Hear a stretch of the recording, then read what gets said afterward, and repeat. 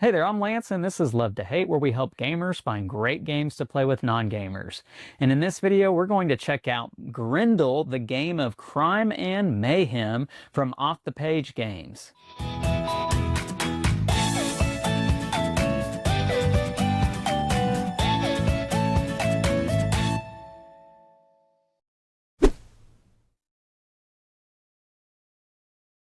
All right, so this is Grendel, and it has 1 day left on crowdfunding on GameFound. So if you're watching this video as it's being released, you absolutely need to go check out this campaign page if you haven't already done so. Now, there is going to be a late pledge available for this, so if you don't happen to watch this video the day that I release it, then you can absolutely late pledge for this game and still be able to get your copy that way. But there is 1 day left with the campaign page at the time of me filming this and hopefully releasing this out to the public.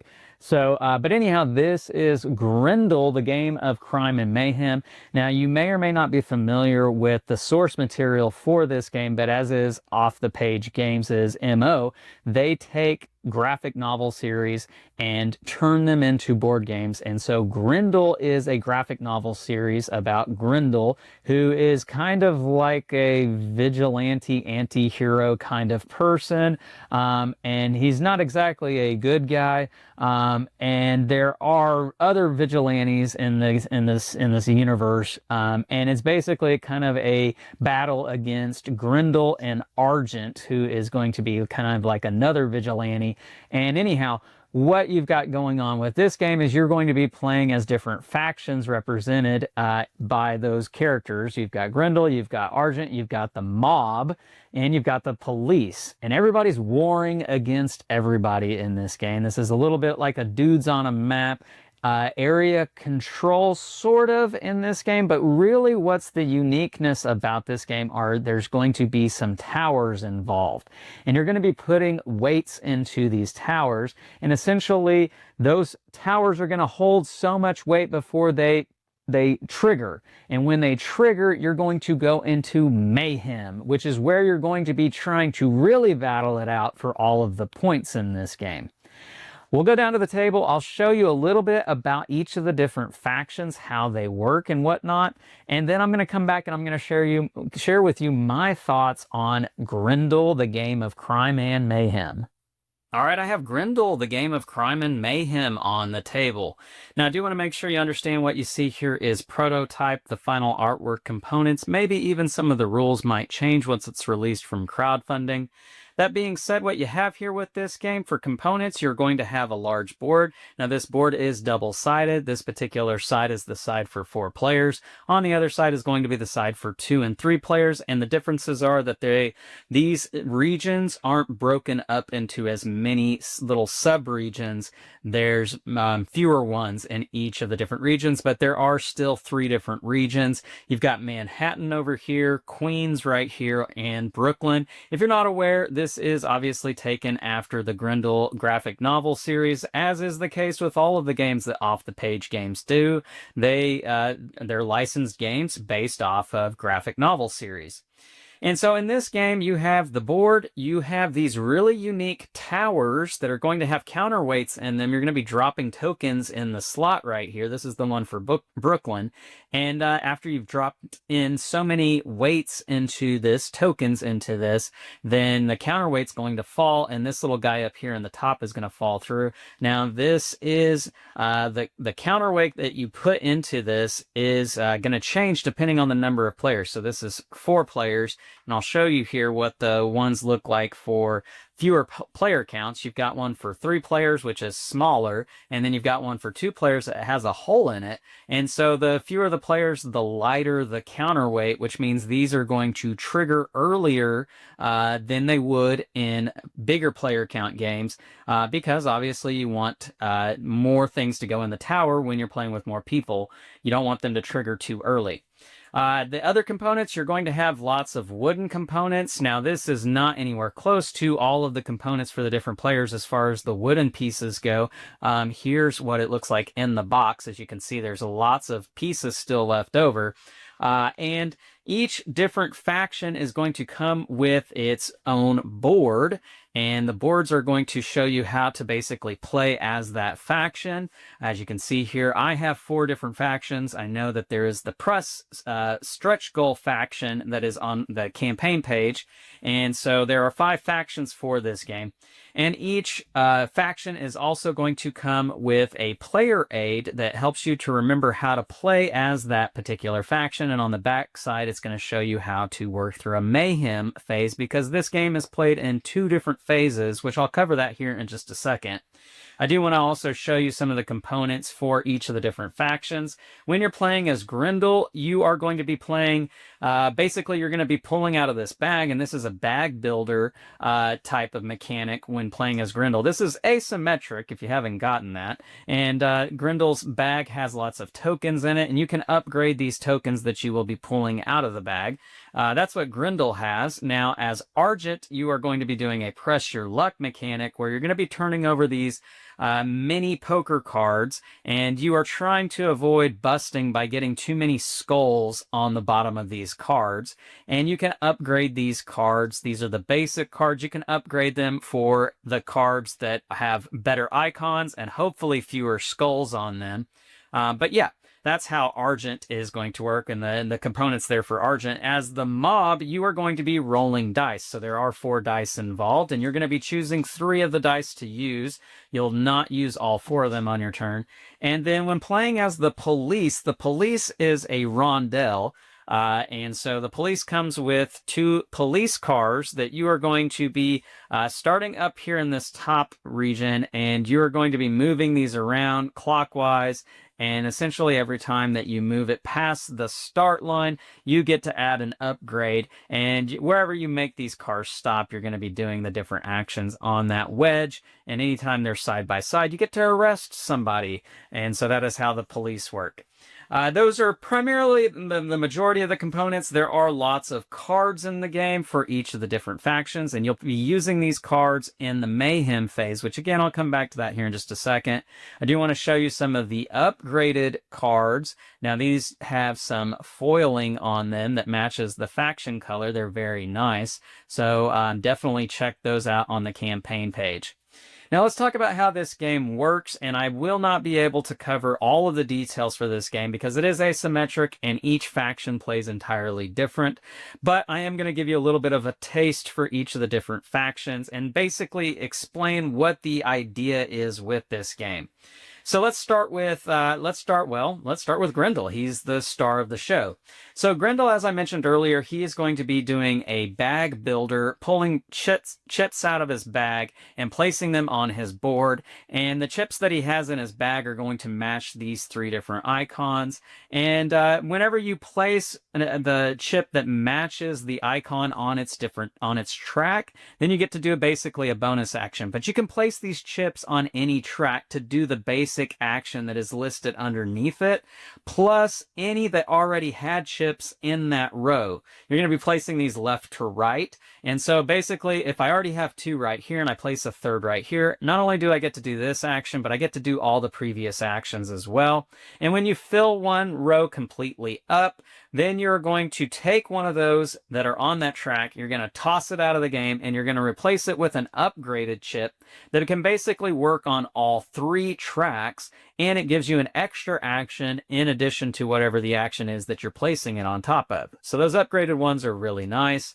But again, you're trying to put the correct ones on the right track to get to do the bonus actions that are listed here on each of the different tracks. Now, I'm not going to go over all of the different icons. Just know that you're going to be moving around the board. You're going to be punching other things that are on the board. That might be other players. It's definitely going to be some of their tokens. And you're going to be adding aggression to the towers. And I'll come back to that here in just a second after I've shown you all of the 4 different factions. Now, as Argent, as I mentioned earlier, he is going to be a press your luck, turning cards over. And essentially, when you turn these cards over, you're going to get to do the actions on them whenever you choose to stop, because this is press your luck. And so you keep going until you want to stop, or you might bust. And if you bust by getting too many skulls, as I mentioned earlier, then you're going to lose out on one of your free actions, which is to add aggression. But in any rate, whether you bust or you don't bust, you still are doing all of the actions on the cards that you flipped over. So you're a little bit at the mercy of what you draw on these cards, but you can always take one of the cards that you don't like and place it on any one of these 4 spots to be able to do that action instead. Or you could burn the card if it's got too many skulls on it. You could burn it up here and banish it and be able to save yourself from those skulls. Now, you don't get to do the action that's on the card, but that is a way to mitigate some of the luck with the pressure luck of playing as Argent. Now, playing as the Mauve, as I mentioned with them, you are going to be rolling dice. And when you roll the dice, you only use 3 of the dice. You're not going to use all 4 of them. And you have a choice between recruiting, getting more people out on the board, run the racket, which basically lets you change the die, the face of another die, to be able to do whatever is going to be on that die, and then also get to do any of these actions that you've unlocked. Or you could place 1 or 2 of your dice that you're using for that round on the crime section to be able to do whatever the icon is on the die, plus any actions that have been unlocked, as these sections can be upgraded to add more actions to each of them.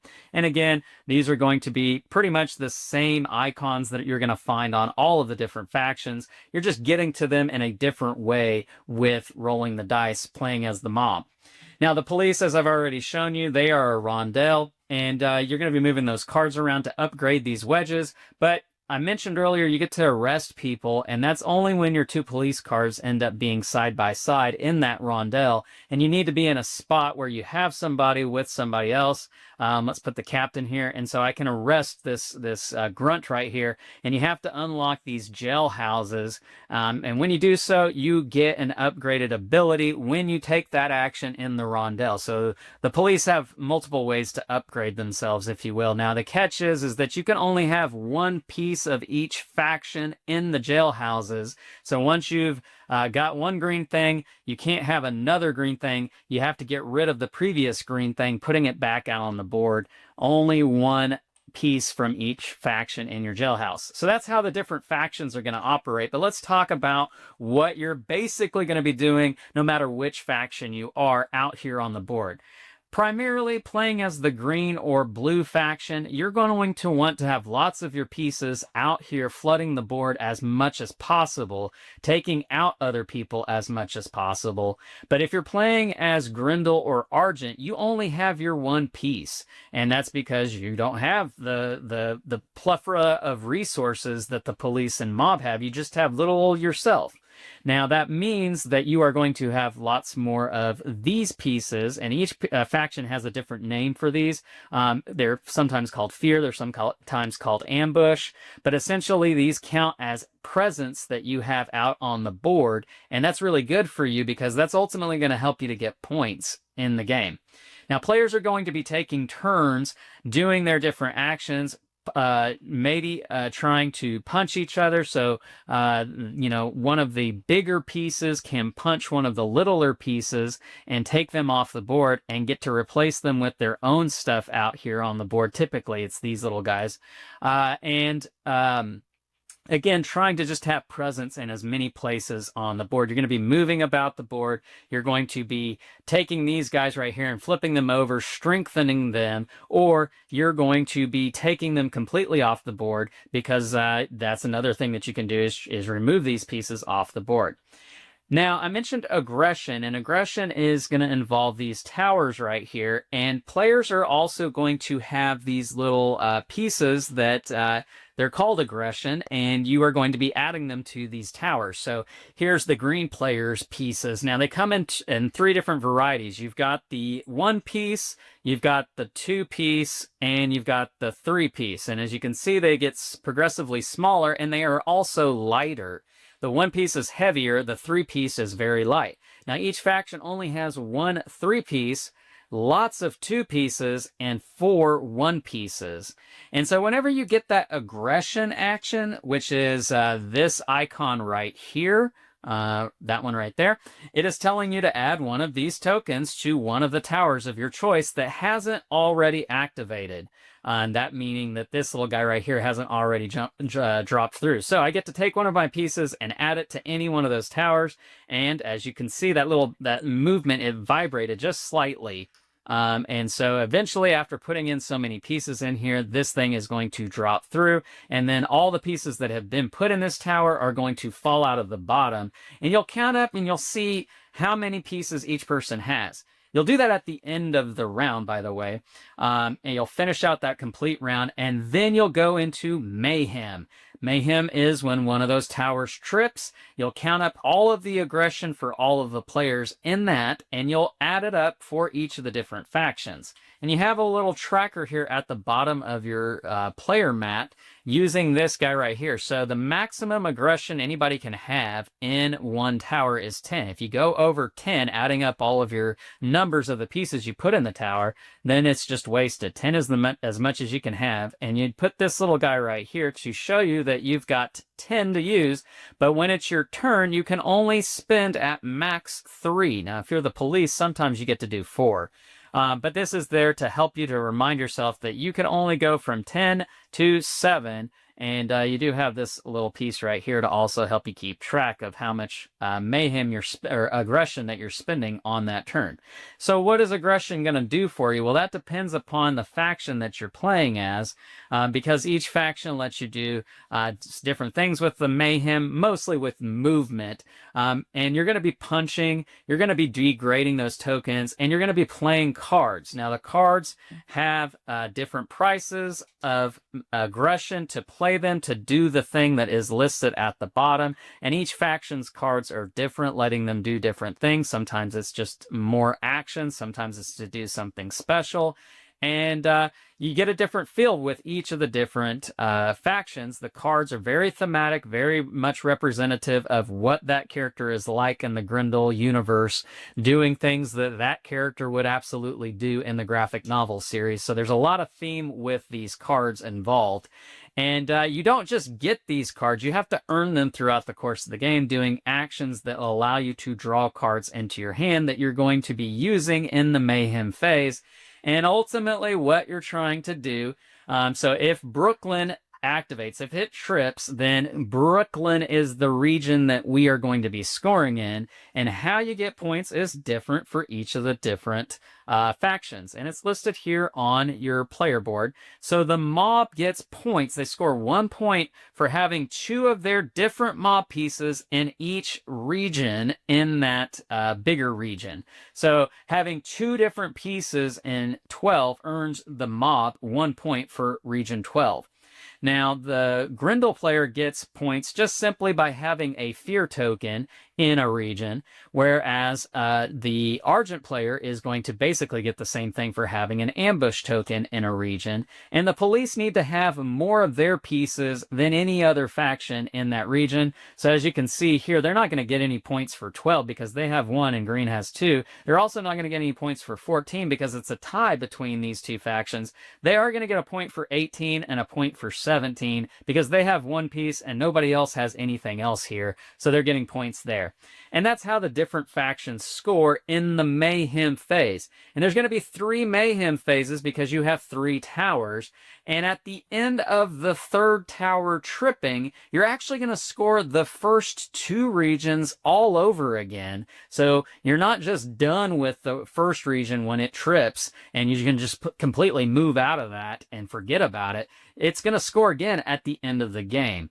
And you're going to keep track of your score over here, obviously. And after you have scored all 3 towers when they trip and the first 2 towers again at the end of the game, then you're going to see who has the most points, and that person is going to be the winner. And that is how you play Grendel. Now let's go back up top and share our thoughts on this one.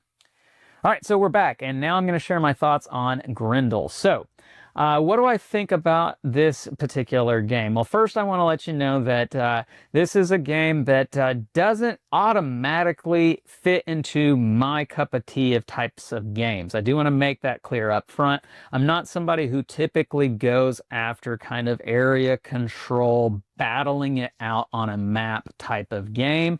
However, I do really like the different types of mechanics that are in this game with some of the different factions between press your luck, bag building, that dice allotment kind of mechanic, And I love rondels. Rondels might be one of my favorite types of mechanics in board games. So each faction I feel like has something that very much is appealing to me. And when I was approached by Off the Page Games for looking at this, they told me about the different mechanics with each of the factions. And I was like, wow, yeah, those are some of the best mechanics in board gaming. I absolutely want to try that. I also don't really gravitate very much to asymmetrical games. As you know, if you watch this channel, Love to Hate, we're always trying to find games that work with non-gamers, and asymmetrical games definitely is not that. So we tend to shy away from that, but I was so intrigued with the way that the different mechanics worked with each of the different factions. I really wanted to try that out. And I'm pleased to say that I felt like each faction had a very big plus attached to it with the way those mechanics work. I really like the police rondel mechanic. As somebody who really likes rondels, I felt like that was a very unique mechanic in trying to get those police cars to line up where I could arrest and really beef up those actions, because you really want to try to beef up the actions that you're going to be using a lot, because I mean you get an extra advantage, and anytime that you're not doing that, you're kind of wasting some action, you're wasting some potential. So you really try to line those police cars up, and sometimes that means you have to take an action that's not as optimal to keep those police cars lined up to be able to arrest, to do something else that is much more optimal. So there's a little give and take with that I really enjoyed. And I felt like there was a little bit of give and take with a lot of the factions. You know, with the Press Your Luck faction of the Argent character, you're at the randomness of what the cards come out, and there's a little bit of, man, that's tough. I didn't get what I wanted with that. But you're always getting something that's nice. And with Argent, you can kind of really teleport across the board, because he can use some of his movement to be able to jump to wherever he has an ambush token. So that's pretty nice. He got the ability to kind of move about the board pretty well. Whereas if you're playing as Grendel, you definitely don't have that. Movement is the restriction with Grendel. But that bag building, pulling chips out of the bag and lining them up on your board, that was a fun mechanic. Trying to make some tough choices about, do I really put this on the red track, even though I haven't really built up the red track, but it's a red piece and it lets me do that extra bonus action. So that you got to give and take with that a little bit as well. And then you've got the mob with the police, or excuse me, with the dice, rolling the dice and trying to figure out, well, what's the best 3 to use, knowing that you can't use all 4, and really trying to upgrade the different actions that you have on your board. Each faction has upgraded components, upgraded abilities. I would say the mob is definitely one of the ones that has the most upgradability, if that's a word. And the Argent character definitely has the fewest. It's really just trying to shuffle out bad cards for good cards. It's a little bit of a deck building experience with the Press Your Luck as well. But anyhow, all of the factions feel completely different. Each has some give and take to it. Each has some restrictions to it. Some are easier to play as than others. I just mentioned that this is Love to Hate, where we game with non-gamers. My wife, Sam, who does a lot of these videos with me, she's definitely a non-gamer in the sense that she does not like heavier games. She doesn't gravitate towards that. And getting her to play a game like this is a bit of a challenge, I'm going to admit that, but she did play this game with me. She played as the Argent character because I felt like that push your luck, flipping over cards was one of the more easier to grasp kind of mechanics in this game. She completely understood what she was doing from early on. She got the idea that she wanted to flip over as many cards as she could without busting, and then use those actions to help her get some presence out on the map, and timing that up with the Mayhem. Now that's the real challenge with this game, is trying to time everything up for when the Mayhem happens, and then it's a free-for-all for that region, and you're just battling and punching and you're knocking people out and you're trying to get their tokens out of those different spaces. That's a fun experience. When is that going to happen? And you see people dropping tokens in, and you know it's going to happen eventually. So there's a tension built up with dropping those tokens. And that's a lot of fun. Now, what you do in that Mayhem, the Mayhem section, using your cards and whatnot, That's very interesting as well, because those cards are, you know, it's such a mystery. You don't know what that person's card is going to do for them and how it's going to just completely change everything on the map. So there's a lot of drama involved with those cards. Adds a lot of element of surprise to the game. Really enjoyed that. And I love the look of those foil cards. So if you can splurge to get the upgraded, the upgraded cards and pieces for this game, then definitely do that. So I feel like this is a really cool game, and I think it represents the Grendel graphic novel series really well. I've read a little bit of it, not as much as maybe some of the other graphic novel series that Off the Page Games has adapted into board games, but I definitely did look into it, preparing for this, read up on it, and I feel like this is a good representation of those characters and that universe. So the game is Grendel, the game of crime and mayhem, and there is absolutely mayhem in this game. As I mentioned earlier, this is running on GameFound for one more day, so make sure to check out that campaign page at the link down below in the description of this video. Check out all the details, and if you aren't watching this on the day that I released it, remember there is a late pledge option, so you can still get yourself a copy of this game and maybe all of the stretch goals and everything that comes with it. So while you're down there, make sure to leave me some comments. Let me know what you think about this game, what you think about Grendel, the graphic novel series, and Off the Page Games. If you like this video, please, please, please hit the thumbs up, subscribe to the channel, and hit the bell icon to be notified of all of our great new content. I'm Lance, and this is Love to Hate, where we bridge the gap between gamers and non-gamers. We'll catch you next time.